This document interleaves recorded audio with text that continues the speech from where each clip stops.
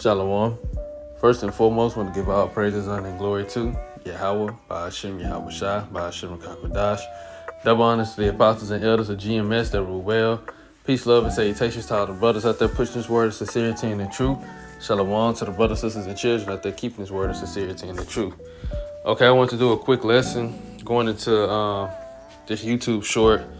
I seen another brother I think he did a lesson on this, but when this short came back up, I wanted to kind of do my own little lesson into it. It ain't gonna be nothing long, Lord willing. But as you can see, it's entitled From GMS Tampa Bay 777. We doing the choosing in Isaiah 4:1, which is 100% true. We and we going into the elect. The elect is going to be the ones doing the choosing of the women that they are with during that time where the judgments of Yahweh Shema shall intensify, and these women not only just realize that they need a man, but realize that they're not going to survive and be saved unless they are with a man of the Lord. So I'm going to play this real quick, and I got something on ChatGPT that I'm going to pull up and get a couple scriptures so Lord with his edifying. I'm going to play it like maybe 2 times. I'll do whatever you want. I'll cook for you, wait on you, make love to you. I can make you happy, Josh. I can make you so happy. No. I'll do whatever you want. I'll cook for you, wait on you, make love to you. I can make you happy, Josh. I can make you so happy. As you can see, the woman, I don't know what show this is or movie, but the brothers is just taking this clip as an example of how it's going to go down in during that time. There will be, women saved, but there will also be women rejected. So, like you said, she pleading with the man, and it's the spirit. Because I just thought about it when I just listened to it again. His name is Josh, and of course, you can't transliterate, change nobody's name. But Joshua in the Hebrew goes back to the name Yahweh Shai, and I'm gonna pull that up real quick afterwards. But she's pleading with him, saying, "I cook for you. I wait on you, make love to you, because these are the duties of a wife." Women are supposed to do this.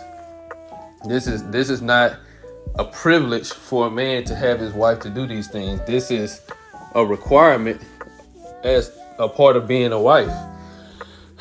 She said that she can make him very happy, but he rejected her. I'm not sure why. Like I said, I don't know the movie, but at the same time, it's not gonna matter why. It's the man's choice. Now before I get what I was trying to get, I want to pull that up because I think that was very spiritual actually. That his name was Joshua, and this is Joshua. Of course, they're going to have it wrong, but the name goes into Yahweh Shai. The name translates actually or transliterates back to Yahweh Shai. That's what it goes back to.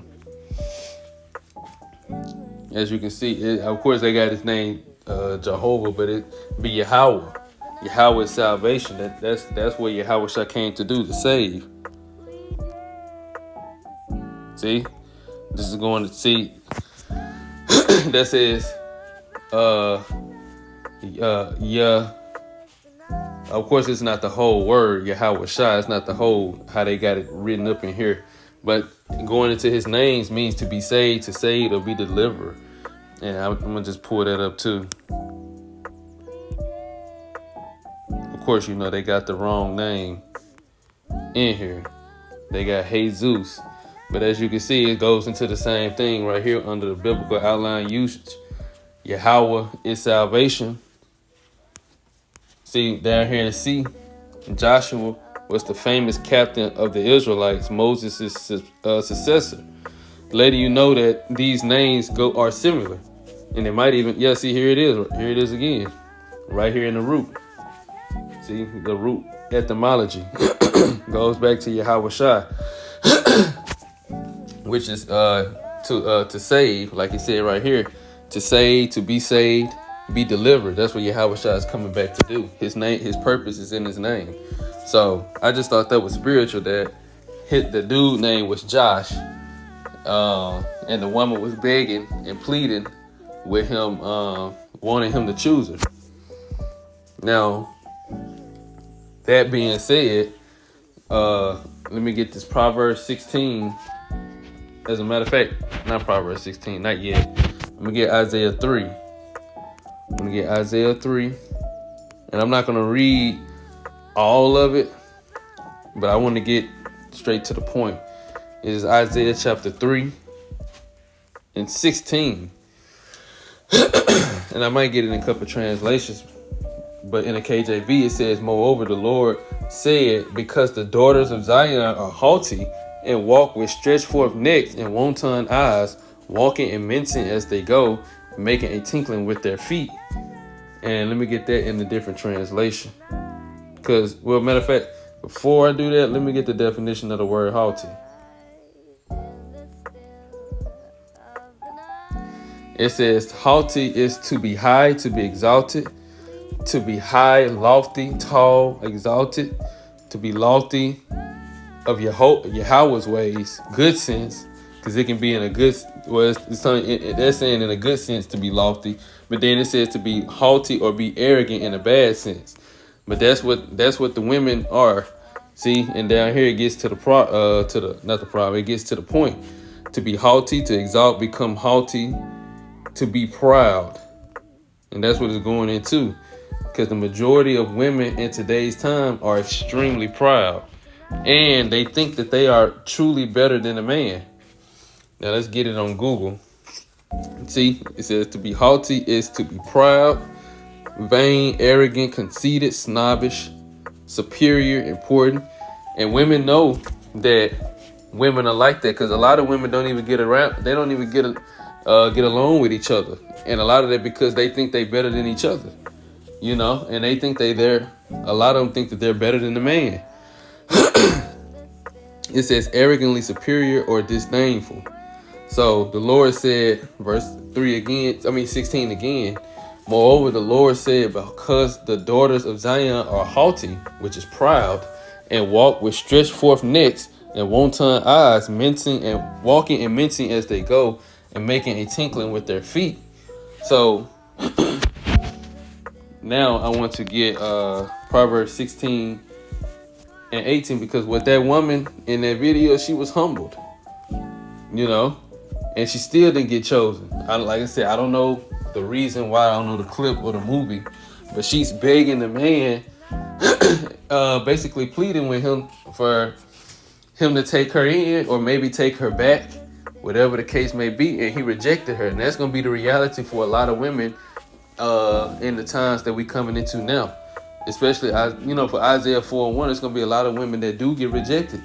It's going to be a lot of women that be saved, because brothers will have multiple wives. Whether, it don't matter who like it or not. That's what's going to happen. But there won't be, just because it's going to be multiple wives doesn't mean every single woman is going to be saved. And this Proverbs 16 and 18, pride goeth before destruction, and a haughty spirit before a fall. So a haughty or proud or prideful spirit before a fall. So what I did was I went on ChatGPT, and of course it deleted it. But I told ChatGPT to explain that scripture. Explain Proverbs 16 and 18. It says, Book of Proverbs 16 and 18 in the NIV, pride goes before destruction, a haughty spirit before a fall. What does it mean? This verse is warning about pride and overconfidence. Pride goes before destruction. When someone becomes arrogant, thinking they're above others or untouchable, which is a lot of women, just like the scriptures read, Isaiah chapter 3, it says there, it often leads to poor decisions and eventually downfall, because the Lord he is bringing these women off the pedestal. He is bringing women off of that pedestal that Esau put them on. And he's using Esau to take them off the pedestal as well. You know, he's using Esau, and the system that is now being destroyed is taking them off of that pedestal. And they're realizing, as a lot of them are coming back to reality, they need a man. And then the times is coming too where they realize that they need a man of the Lord in order to really be saved. You know, now it says a haughty spirit before a fall. A haughty attitude means being excessively self-important. Is that not the majority of women in America? Feeling that they're important, always seeking attention, you know, even if it's in more subtle ways, whether it's social media, which is the biggest of them all. But even when they go out, they have to be the center of attention or self-important, you know, drawing attention to themselves. It can be just in how you dress. Most women, like, they want to express themselves, or they want to, you know, this is how they dress, this is what they like. But the Lord told the women to dress modestly. He told you to cover up, you know.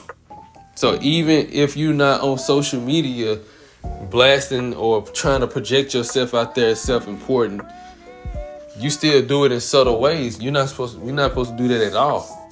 You know, let your birthday roll around. You want that day to really be about you, or you want somebody to acknowledge you. But we ain't supposed to celebrate our birthdays. You know, if anything, you should be celebrating the Lord for allowing you to live another year, not celebrating yourself. The Lord is the reason why you even see another year, another age. So why are you celebrating yourself as if you kept yourself alive? But anyways, it says that mindset blinds people to their weaknesses, making failure more likely. The core message, the verse teaches that humility protects you while pride sets you up for failure. And see, a lot of women are finna fail. That's why the brothers call them fee-fails, you know, because a lot of women are finna to experience failure on at the highest degree, and rejection. For a woman to be rejected by a man for marriage, that's like you failed in life, because your purpose, you were created, Genesis chapter 2, you were created to serve the man, to complement the man, to be a helpmeet. If a man rejects you from your purpose, that's not any fault on his part. It's got to be something with you, because the men that's rejecting you are going to be the men of the Lord. So it's going to be something with you. So like I said, pride sets you up for failure. If you fail to secure a man to be a wife, you literally just failed at life.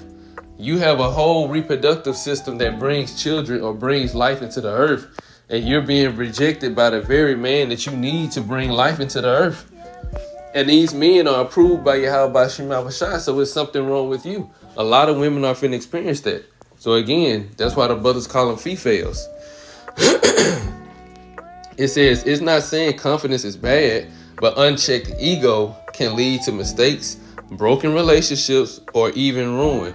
And a lot of women have experienced this, and they have been the cause of it. They have been the cause of a lot of mistakes, a lot of, things that went wrong. People got into it over women.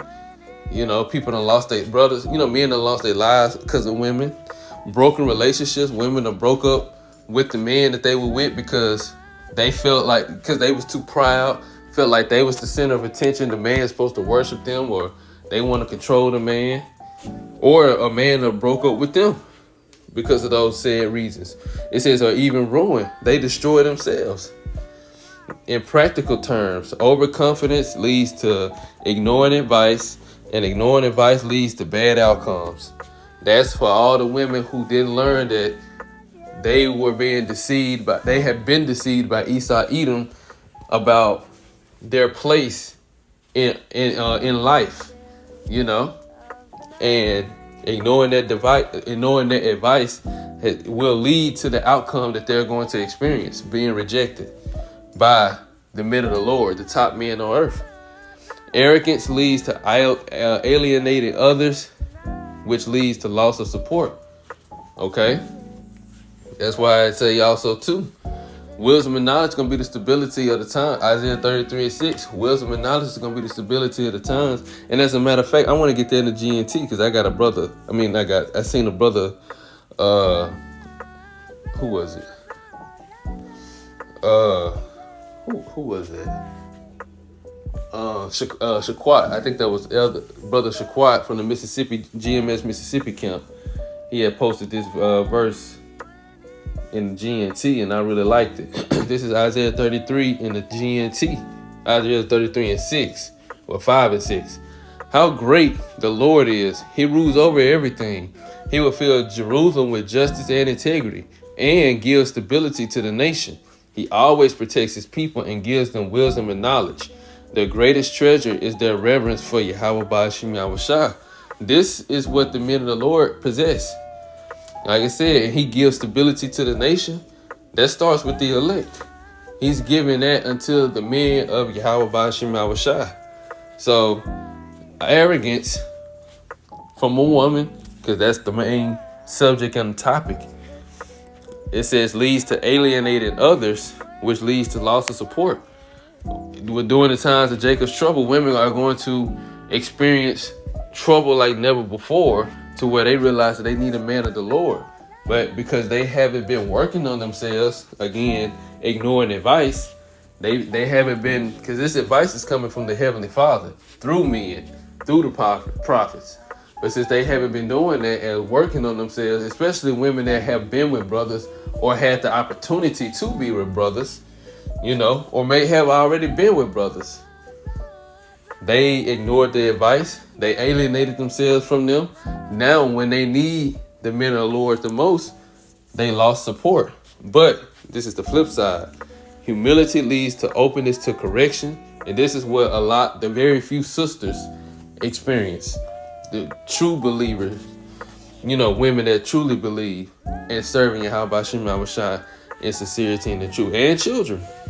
Humility leads to openness to correction, which leads to growth and stability. So they're going to be open, and growth and stability is going to be provided and given to them because they're going to be paired up with a man of the Lord. So it's a simple way to remember it. The higher your ego rises, the harder you fall. Just like they say in the world, the bigger you are, the harder you fall. But in this sense, the more prideful you are, or like I said, the higher your ego rises, the harder you can fall. So I just wanted to go into a quick lesson. Lord willing, that was edifying. On that note, I want to give our praises and glory to Yahweh, Ba'ashim Yahushua, Ba'ashim Rakakadash. Double honors to the apostles and elders of GMS that rule well. Peace, love, and salutations to all the brothers out there pushing this word of sincerity and the truth. Shalom to all the brothers, sisters, and children out there keeping this word of sincerity and the truth. Until next time, shalom.